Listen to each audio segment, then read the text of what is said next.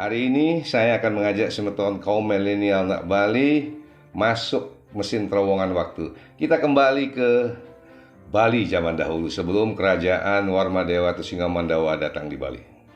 Jadi di Bali dulu itu ada dua kelompok, yaitu kelompok masyarakat yang tinggal di pegunungan yang dinamakan dengan Wong Bali Age. Kemudian yang tinggal di dataran, dinamakan juga orang-orang dataran.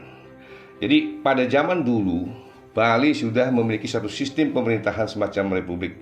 Di situ ada lembaga adat yang sangat mulia yang dikenal dengan Sargue Umpi Diah Sanat namanya, ya.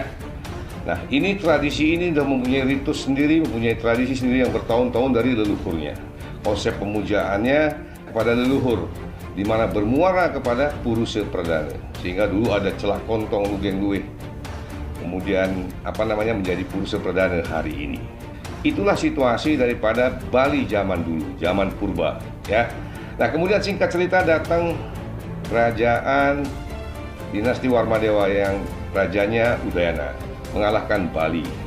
Kemudian mereka mengganti semua sistem pemerintahan sehingga tradisi daripada Bali Mula ini terabaikan.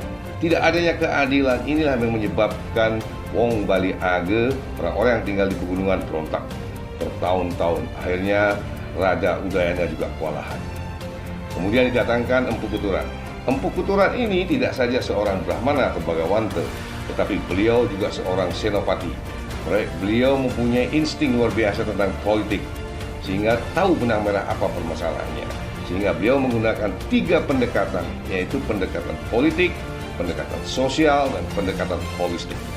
Pendekatan politik memberikan kesempatan kepada Wong Bali Age untuk menduduki jabatan-jabatan di sistem pemerintahan Warmadewa. Kemudian secara sosial mengembalikan hak-hak mereka, kemudian membebaskan mereka melakukan ritus-ritus yang sudah mereka jalani selama ribuan tahun dari leluhurnya. Kemudian yang secara holistik adalah perlunya satu kesatuan sembah, karena pada dasarnya konsep pemujaannya sama, yaitu kepada Purusa Perdana. Sehingga lahirlah Trimurti Tattva. Disinilah hebatnya daripada Empu Kuturan, sehingga Goris yang tulisannya panjang lebar sangat menyanjung kepiawaian daripada Empu Kuturan. Dari sini dapat membuktikan bahwa Goris mengakui beliau adalah seorang senopati dan juga Brahmana. Artinya di Bali tidak ada sekte. Semua hiruk pikuk yang ada di Bali pada waktu itu bukan karena perpecahan atau pertempuran antar sekte yang dipahami diyakini hari ini. Jika Anda membaca keseluruhan tulisan Goris, di situ disebutkan bahwa tidak ada sekte, tetapi subordinat dari payung yang besar para Brahman atau Sunya atau Zat. Itulah ajaran agama Bali. Pada akhirnya mereka berkumpul di Pura Samuan 3 hari ini.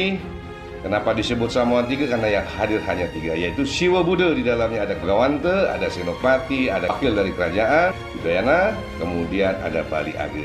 Melahirkan Trimurti Tattva. Jadi jelas prasasti Samuan 3 di situ menyebutkan Siwa merupa Buddha adalah sumber segala sumber yang menghidupkan semua penghuni di 3 alam semesta.